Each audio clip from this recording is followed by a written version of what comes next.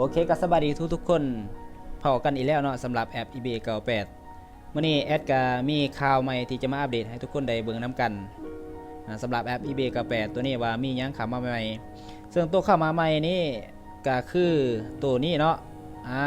ระบบกองทุนนี้ที่ว่าเข้ามาใหม่แทนที่ตัวเก่าจากตัวกดงานมือละ3 บาทนั้นตัวนี้จะได้เข้ามาใหม่เข้ามาได้กับประมาณมือปลายๆแล้วมือวานนี้มือวันมือซื้อนี้แล้วมื้อนี้แอดก็จะมาอธิบายและก็วิธีการฝากเงินเข้าในกองทุนตัวนี้ว่าฝากใดและเราจะมีรายได้แบบใดแน่เดี๋ยวเราจะมาอธิบายให้ทุกคนในเบิ่งน้ำกันแล้วก็ให้เห็นภาพน้ำกันเลยว่าเราฝากเงินในกองทุนนี้เราจะฝากแบบใดแล้วก็มีรายได้แบบใดเนาะจากกองทุนตัวนี้โอเคถ้าว่าพร้อมแล้วเราก็ไปเบิ่งกันเลยก่อนอื่นนี่เราเข้ามามองนี่ก่อนเรามาเบิ่งเงินในระบบเราก่อนเนาะว่าเรามีเท่าไหร่ตัวอย่างแอดมีอยู่ที่55,000 ปลายเนาะ55,000 ปลายบาทจะสิมานี่ถ้าว่าแอดอยากมาสร้างรายได้ในระบบกองทุนตัวนี้แอดจะเข้ามานี้เนาะแอดเข้ามากองทุนนี้ทุกคนคลิกกันมาวันนี้แต่ว่านี้จะสร้างรายได้รายละเอียดการสร้างรายได้ในระบบกองทุนจะมีแบบนี้เนาะก็คือมีฝากมันเป็นแบบว่าฝากเงินเข้ากองทุนมันจะมี5 มื้อ10 มื้อ30 60 มื้อส่วนอัตราดอกเบี้ยจะได้ตามนี้เลยฝากแต่ละมือตัวอย่างนี้แอดอยากฝาก5 มื้อเนาะ5 มื้อนี้ฝากขั้นต่ำอยู่ที่ 10,000 บาทในการฝากเงินในระบบกองทุนตัวนี้แอดมีเงินทั้งหมดอยู่ที่ 55,000 เนาะคือแอดได้เบิ่งเมื่อกี้มานี่แอดอยากฝากเงินโดในระบบกองทุนนี้ให้ทุกคนนี้แบ่งเงินที่ว่าอยากจะฝากเนาะอยากจะฝากเท่าไรแล้วแต่มันบ่ได้กำหนดแต่ว่าต้องเบิ่งเงินระบบเฮาว่ามีเท่าไรแอดมี 50,000 แอดอยากฝาก 20,000 ก็ได้เนาะแอดฝาก 20,000 ตัวอย่าง 20,000 ไว้นี่แอดก็จะได้รายได้อยู่ที่400 บาทใน5 มื้อเนาะ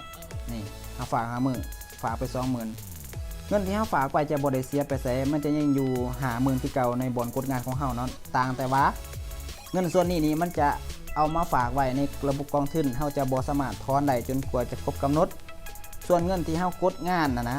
เงินที่เฮากดงานหน้างานแต่ละมื้อหั่นมันสามารถถอนได้ปกติกำไร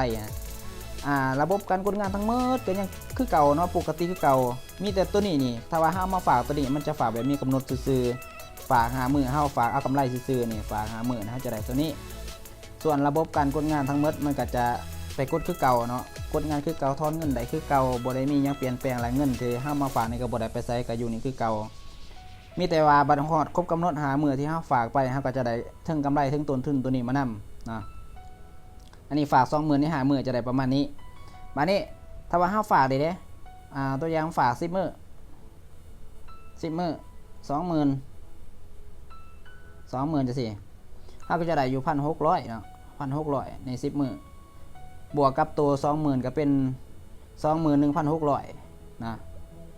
แล้วก็มาบวกกับเงินทั้งหมดที่เฮามีอยู่ตัวนี้นี่อีกมันมาบวกกันนะมันได้ทั้งเงินกดงานแล้วก็ได้ทั้งเงินฝากเปอร์เซ็นต์ในระบบกองทุนนี้เฮาฝาก30 มื้อได้เท่าใดเฮาก็มาเลือกเบิ่งแต่ละอันเลยว่าเฮาอยากฝาก10 มื้อได้เท่าใดขึ้นกับว่าเงินเฮามีเท่าใดเนาะเฮาอยากฝากเท่าใดนะเฮาก็มาไล่เบิ่งตามนี้มันก็สิสรุปให้เฮาอยู่ในนี้ว่าเฮานี่ได้เท่าใด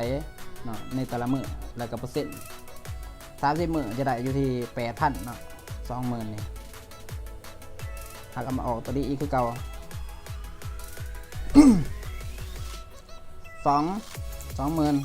60 มื้อได้เท่าใดได้อยู่ที่ 24,000 เนาะ 60 มื้อได้เท่าโตหรือว่ากำไรเกินโตเลยนี่ถ้าว่าฝากหลายเฮาก็จะได้หลายแต่ว่ามันก็กำหนดมื้อมันก็เพิ่มขึ้นเนาะนี่เฮาบัตรครบมื้อ60 มื้อนี่นะเฮาก็จะได้อยู่ที่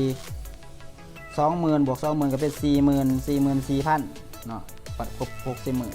เงินในส่วนนี้นี่มันก็จะโอนไปรวมกันกับเงินที่เฮามองเฮากดงานนั้นมันจะไปรวมกันเนาะนี่มันจะมารวมกันกับหน้านี่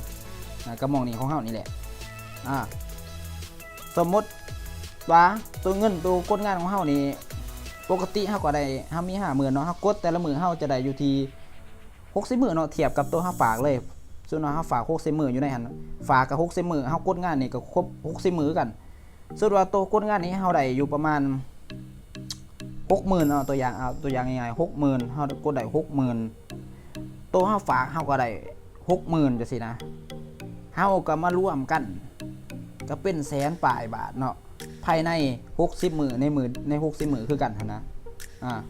60มื้อหั่นตัวนี้เฮาได้ 60,000ตัวฝากเฮาก็ได้ 60,000ก็เป็นแสนสองนะมันได้กำไรทั้ง2อย่างเลยเนาะได้2ทางเลยนะในคราวเดียวกันนะทุกคนเข้าใจบ่ฝากตัวนี้เนาะเอาตัวอย่างเอา60มื้อนี่ซะนะเอาตัวอย่างเอาใส่50,000ได้50,000ให้เห็นภาพเลย50,000นี่60มื้อเฮาจะได้อยู่ที่ 60,000เนาะ60,000แล้วตัวกดงานของเฮาก็ได้นี่กดงานของเฮานี่นะกดงานของเฮาก็ได้ 60,000ตัวอย่างบวกกับตัว 60,000ก็เป็น120,000แล้วก็เงินในระบบของเฮาอีก 50,000ที่เฮาฝากเข้าไปนี่ก็เป็น170,000จังซี่เนาะมันได้รายได้แบบนี้เนาะในการฝากเงินในกองทุนมานี่ถ้าว่าทุกคนอยากฝากเนาะอยากฝากเนาะให้ทุกคนนี้ใส่มงนี้เลยใส่เนาะ10,000 บาทบ่แม่นตัวอย่างระบบ20,000 บาทเนาะสิใส่ 20,000 บัดนี้ถ้าทุกคนอยากฝากให้ทุกคนกดมงนี้เนาะมองบายนี้เดี๋ยวสิขึ้นภาพตัวอย่างที่ว่าฝากไปเนาะโอเคมันก็จะขึ้นมาให้แบบนี้เนาะหลังจากที่เฮากดฝากไปเรียบร้อยนะตัวนี้เนาะมันจะเขียนว่าถึกตัดเวลายกเลิกถ้าสมมติว่าเฮาฝากไปแล้วเฮายกเลิกก่อนกำหนดเนาะเฮาฝากหามื้อแต่เฮาอยากยกเลิกสมมติว่าฝากมื้อนี้แล้วเฮาอยากยกเลิกมื้อนี้เฮาบ่อยากถ่ายมาฮอดหามื้อนะมันก็จะตัดไปอยู่ที่600 บาทถ้าว่าเฮาฝากไปกำหนดแล้วเฮาอยากยกเลิกก่อนกำหนดนะในระบบในราคา 20,000 บาทที่เฮาฝากกันไปนี้นะถ้าว่าผู้ได้สิฝากก็คิดเบิ่งดีๆเนาะว่าสิฝากบ่หรือบ่ฝากอันนี้ขึ้นก็แล้วแต่ว่าทุกคนนี่อยากมีรายได้2ทางบ่หรือว่าแบบอยากได้แต่ตัวกดงานก็แล้วแต่เนาะโอเคในการฝากเงินในกองทุนก็มีประมาณนี้เนาะมีแต่เฮานี้ใส่จำนวนเงินฝากอยู่ในนี้เลยให้อยากฝากเท่าใดคือว่าแล้วเฮาต้องเบิ่งเงินในระบบของเฮาว่ามีเท่าใดตัวอย่างคือของแอดมี 50,000 แอดอยากฝาก 20,000 ก็ได้เนาะแอด 20,000 ก็แสดงว่าเงินที่เฮาสามารถถอนได้เนี่ยมีแต่ 30,000 ส่วนอีก 20,000 เฮายังถอนบ่ได้เนื่องจากว่าเฮามาฝากอยู่ในนี้5 วันการกดงานอีหยังต่างๆถอนเงินตัวในระบบนี่ยังถอนได้ปกติคือเก่าบ่มีหยังเปลี่ยนแปลงเนาะมีแต่เงินที่เฮาฝากเขาไปนั้นบ่สามารถถอนได้จนกว่าจะครบกำหนดส่วนเงินที่ว่ายังเหลือที่ว่าเฮาบ่ได้เอาไปฝากอยู่ในหันยังสามารถกดได้ปกติ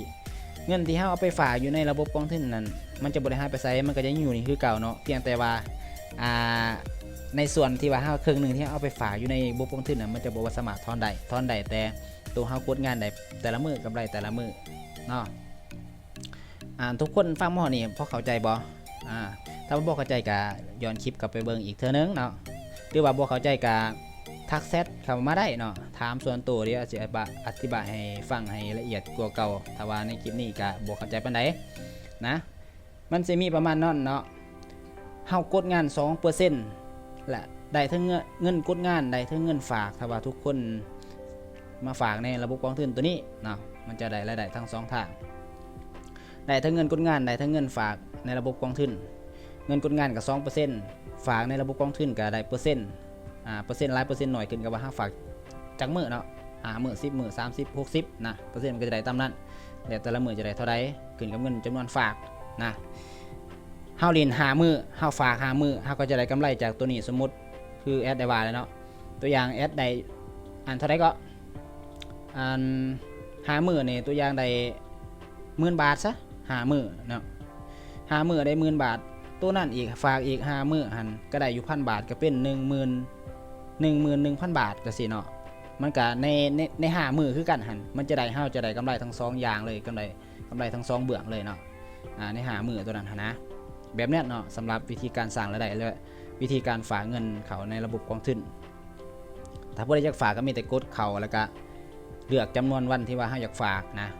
ใส่10มื้อ60มื้อจังซี่60มื้อเฮาก็มีแต่ใส่จำนวนเงินที่เฮาอยากฝากอยากฝาก 10,000 บาทก็แล้วแต่หรือว่าเท่าไรก็แล้วแต่ที่คุณอยากฝากมิจากนั้นก็มีแต่ให้เฮานี่กดหม่องบายนี้เนาะหม่องบายมันก็จะขึ้นมาให้เลยมันก็จะขึ้นมาแบบนี้ให้เฮาเบิ่งเนาะว่าเฮาจะได้เท่าไร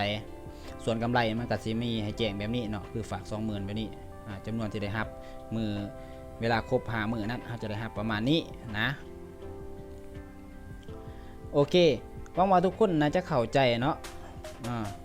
สำหรับวิธีการสร้างรายได้ในระบบกองทุนตัวนี้ว่ามันสร้างแบบใดโอเคสำหรับคลิปวิดีโอนี้ก็มีเพียงเท่านี้เนาะมีนี่ก็มีแต่มาอัปเดตเกี่ยวกับระบบที่ว่าเข้ามาใหม่ฟิวเจอร์เข้ามาใหม่เนาะแทนที่ตัวเก่าตัวนั้นตัว3 บาทนั่นกับตัวกองทุนตัวนี้นี่แหละเนาะก็จะมีประมาณนี้ถ้าว่าทุกคนบ่เข้าใจอีหยังก็ทักแชทมาได้เนาะเดี๋ยวจะอธิบายอีกเท่านึงให้ทุกคนได้ฟังถ้าว่ายังบ่เข้าใจเกี่ยวกับการสร้างรายได้การฝากการถอนในระบบกองทุนตัวนั้นเนาะคือว่าแล้วเนาะทุกการลงทุนมีความเสี่ยงเด้อทุกคนให้ทุกคนพิจารณาและก็บริหารเงินโดยตนเองเนาะ